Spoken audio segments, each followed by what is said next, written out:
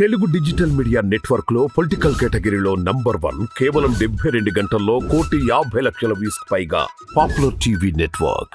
ఏపీలో రాజకీయాలు రంజుగా మారే అవకాశం ఉన్నట్టు తెలుస్తున్న పరిస్థితి. ఎందుకంటే ఆంధ్రప్రదేశ్లో ఎన్డీఏకు లోక్సత్తా మద్దతు, టీడీపీ, బీజేపీ, జనసేనకు జయప్రకాష్ నారాయణ సపోర్ట్ చేస్తున్నారు. ఎట్లా చూస్తారండి? ఆయన మా జయప్రకాష్ నారాయణ ఎప్పటికప్పుడు ఆయన పేరుకి మేధావి కానీ మేధావి ఏ మేత పడిందని ఇప్పుడు మార్చాడు. ఎందుకంటే ఆయన నోటితోటే టీడీపీని అనేక మాటలు అన్నాడు. ఆయన నోటితోటే పవన్ కళ్యాణ్ అస్తవ్యస్తమైనడు నిలకడలేని మాటలు అని ఆయన నోటితోటే అన్నాడు. ఆ నోరు మరి వాళ్ళు ఎట్లా ఆ కాంబినేషన్ని సమర్థిస్తున్నాడో తెలీదు. అందుకని ఆయన మేధావి అన్నది. ఏ మేత పడిందని మాట్లాడాడు. ఆయనకి ఏం ఓట్లు ఉన్నాయమ్మా లోక్సత్తగా? ఆయన పర్సనల్గా ఏదో 10 మందిలో రెస్పెక్ట్ తప్పితే, ఆయన మీడియాలో కాస్త రెస్పెక్ట్, ఆయన ప్రజల్లో ఏముంది? కానీ ఏపీలో భయంకరమైన పరిస్థితులు ఉన్నాయి, అందుకే నేను ఎన్డీఏతో పొత్తు పెట్టుకున్నాను, ఇక్కడ టీడీపీ, జనసేన, బీజేపీ గెలవాలంటున్నారు ఆయన. అదే అన్న, ఆయన అనే మాటకి విలువే ఉందని ప్రజల్లో. నేను ఆయన ఏమైనా మాట్లాడచ్చు. ఒక కథ ఉన్నాడు కనుక పార్టీ అధ్యక్షుడిగా మీడియా ఆయనకి అందిస్తుంది. ఆయన ప్రజల్లో ఏముందని, ప్రజల్లో ఆయన ఒట్టి మాటలే కానీ ఆయన ఏమి ఇది పనికిరాదని ప్రూవ్ చేశారు. ఆయన ఎన్నికలు నుంచుంటే ఎవరికి డిపాజిట్లు కూడా రాదు. సో ఆయన మాటలకి ఉంది. ఆయన ఎప్పుడు ఒకే మాట మీద మాట్లాడేవాడైనా పర్వాలా. ఈయన లక్ష్మీనారాయణ వీళ్ళందరూ ఆ సందర్భాన్ని మాట్లాడాడు. లక్ష్మీనారాయణ ఒకసారి వైఎస్ఆర్సీపీని పొగిడాడు, ఒకసారి ఇంకోటి మాట్లాడి, ఇప్పుడు ఇంకోటి మాట్లాడుతాను. సో వీళ్ళందరూ సందర్భాన్ని బట్టి వాళ్ళ యొక్క ఉనికిని కాపాడుకుంటానికి, వాళ్ళ యొక్క ఎగ్జిస్టెన్స్ని ఎస్టాబ్లిష్ చేసుకుంటానికి మాట్లాడే మాటలు తప్పితే ఈ ప్రజాభిప్రాయాలు కావు, ఈ ప్రజల్ని ఇన్స్పైర్ చేయగలిగే మాటలు కావు, ప్రజల్ని ఉత్సాహపరిచేయో, ప్రజలకి కళ్ళు తెరిపించేయో కావు.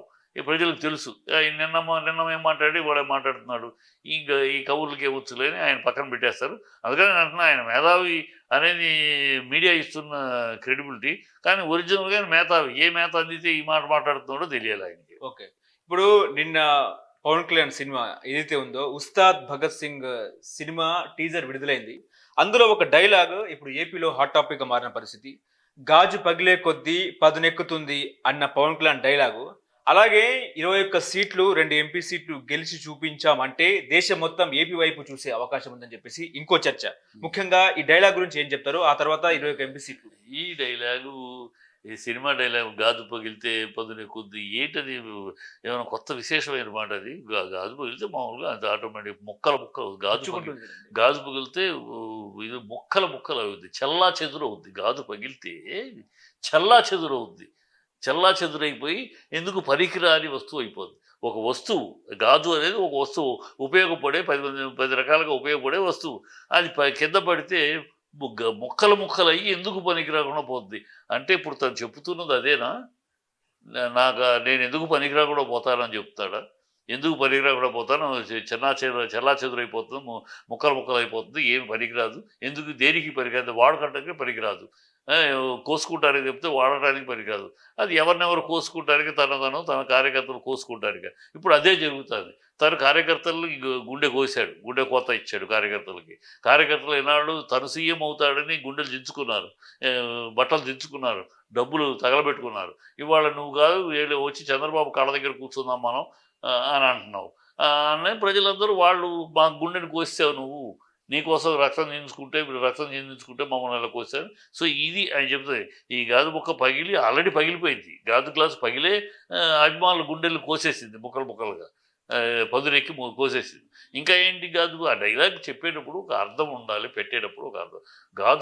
గాజు గ్లాసు పగిలితే ముక్కలు అవుద్ది అంటే ముక్కలవి పనికి రాకుండా పోతుంది. ముక్కలవటం అంటే పనికి రాకుండా నిష్ప్రయోజనమైన ఒక వస్తువు అయిపోద్ది.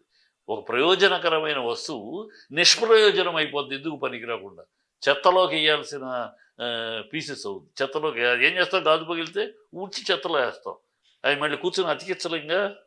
ఆ మాత్రం సెన్స్ లేని డైలాగ్ అది. దాని గురించి ఆంధ్ర రాష్ట్రంలో ఏమీ దాని మీద చర్చ లేదు. ఆయన ఫ్యాన్సు వాళ్ళ అర్ధజ్ఞానులు కనుక, ఆయనలాగానే వాళ్ళ అధ్యక్షుడులాగానే అర్ధజ్ఞానులు కనుక దాంట్లో కూడా ఏదో ఉందని ఏమి అర్థం చేస్తే దానికి ఏమీ లేదు, శూన్యమైన అర్థం, దానికి చాలా నెగిటివ్ అర్థం అది. ఈ రెండో విషయం మీరు అడిగిన 21 సీట్లు 2 ఎంపీ 21 సీట్లు 2 ఎంపీ సీట్లు ఇస్తే ఆంధ్ర వైపు ఇవాళ ఆల్రెడీ దేశం మొత్తం ఆంధ్ర వైపు చూస్తుంది. ఎందుకు చూస్తుందంటే ఇదేమిటి ఎక్కడా లేని అపోజిషన్, దుర్భాగ్యమైన అపోజిషన్, ఒక దిశ లేని అపోజిషన్, ఒక ఈక్వేషన్ లేని అపోజిషన్, ఇంత దౌర్భాగ్యమైన అపోజిషన్ భారతదేశంలోనే ఎక్కడా లేదు, ఆంధ్రప్రదేశ్లోనే ప్రత్యక్షమవుతుంది. ఆంధ్రప్రదేశ్ దేశమంతా చూస్తుంది ఏమిటి ఈ దౌర్భాగ్యం. ఒక మోడీని చంద్రబాబు తిట్టినట్టు కూడా తిడతాడా? ఫ్యాక్షనిస్ట్ అని తిడతాడా? ఫ్యాక్షనిస్ట్ అనేది తిడతాడా? ఫ్యామిలీని గురించి తిడతాడా? అతను మనిషే కాదంటాడా? అతను మానవత్వం లేనోడు అంటాడా? అతనికన్నా నా గ్రామంలో ఇతను బెటర్ అంటాడా? కార్యకర్త బెటర్ అంటాడా? అతను ఒక దేశంలోనే పనికిరాడు అంటాడా? ఇన్ని వాగులు వాగుతాడు ఇతను. మోడీ మామని వెన్నుపోటు పొడిచేవాడు, పోలవరాన్ని ఏటీఎంగా వాడుకుంటున్నాడు, ద మోస్ట్ అవినీతిపరుడు, ద బిగ్గెస్ట్ అవినీతిపరుడు ఇన్ ఇండియన్ పాలిటిక్స్ అని మోడీ అంటాడు. పవన్ కళ్యాణ్ బీజేపీని 2 లడ్డులు ఇచ్చి మోసం చేసింది, అంతరకు ఎంజాయ్ చేసింది అంటారా? ఇవన్నీ ఒకళ్ళొకళ్ళు తిట్టుకున్నారు. వీళ్ళ ముగ్గురు ఇప్పుడు కలిసి ఎందుకు కలిశారు? ప్రజలకు చెప్పాలిగా ఎందుకు కలిశారు, ఏ కారణం మీద. ఇవాళ ఆ రోజు Vizag steel plant, Vizag railway zone, Kadapa steel plant, Vizag steel plant privatism చేయటం, ఇవన్నీ చెయ్యము అని ప్రామిస్ చేశాడా ఏమన్నా మోడీ మీకు? మీరు ఆ ప్రామిస్ ఏమి తీసుకున్నారు? ప్రత్యేక హోదా నుంచి ఇవ్వలేదనే బయటకు వచ్చారన్నావు కదా చంద్రబాబు ఆ రోజు. మరి 2017లో అందుకనే వచ్చారని 2018లో వచ్చావు, ప్యాకేజ్ గోపాల్ నేనూరే ఆ రోజు యూటర్న్ చేసి ప్యాకేజ్ ఇవ్వలేదు అందుకని వచ్చేసాడు. మరి వాళ్ళ ప్యాకేజ్ ఇస్తున్నాడని వెళ్తున్నావా? ప్రజలు ఇవన్నీ మర్చిపోరు, ప్రజలేం మర్చిపోరు.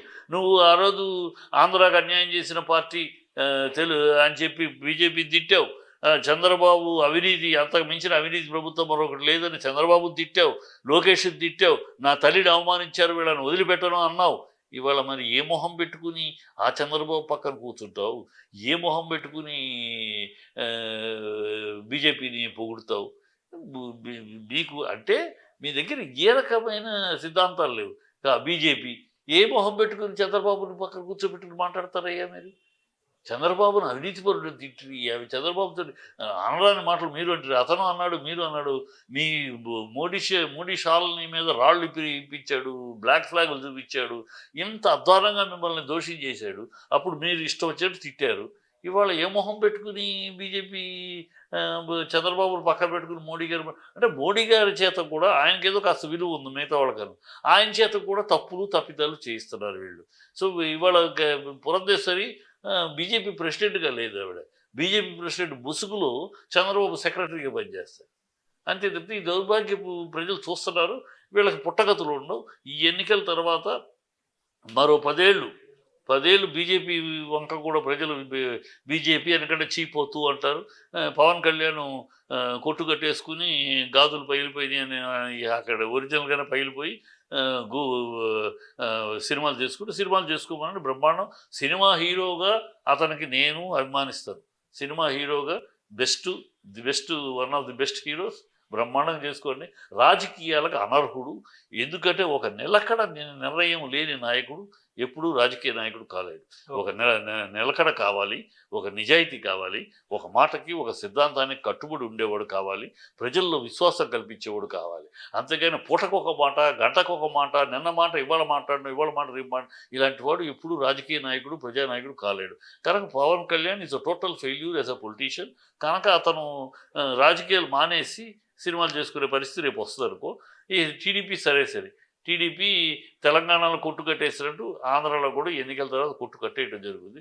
ఇక్కడ నేను ఇవన్నీ మాట్లాడుతున్నానంటే నేను ఏదో వైసీపీ సమర్థులుగా, వైసీపీ పార్టీ మెంబర్గా మాట్లాడట్లా, అది మీరు గుర్తుంచుకో. ఒక ఓటర్గా మాట్లాడుతున్నా. ఒక ఆంధ్ర ఓటర్గా నాకున్న ఆప్షన్స్ ఏంటి ముందు నేను చూస్తున్నా. నాకున్న ఆప్షన్స్ ఎవరికి ఓటు వేయాలి? ఓకే, జగన్ వద్దు, కొంతసేపు అనుకుందాం, జగన్ వద్దు, ఇంకోళ్ళకి అవకాశం ఇద్దాం అని నేను ఓటర్ కావాలి. ఎవరు నెక్స్ట్? జగన్ వద్దంటే ఎవరు? ఆనాడు చంద్రబాబు వద్దంటే జగన్ కనపడ్డాడు, 10 ఏళ్ళుగా ప్రజల్లో తిరుగుతూ కనపడ్డాడు. ఇవాళ జగన్ వద్దంటే ఎవరు? మళ్ళీ అదే పాత కాప, అదే పాత అబద్ధాల కూరు చంద్రబాబు తెచ్చుకోవాలా? ఇదే నిలకడలేని ఏ పూటకి ఏ మాట మాట్లాడతాడో తెలియని తెలుగుదేశాన్ని తిడతాడు, అదే తెలుగుదేశాన్ని కౌగిలించుకుంటాడు. ఇలాంటి మాట నిలకడలేని పవన్ని తెచ్చుకోవాలా? లేదు బీజేపీని వ్యక్తిత్వమే క్యారెక్టరే కోల్పోయిన బీజేపీని తెచ్చుకోవాలా? నేను మాట లేని నాయకత్వమే లేని బీజేపీ. కాబట్టి నాకు ఎవరు కనపట్లా.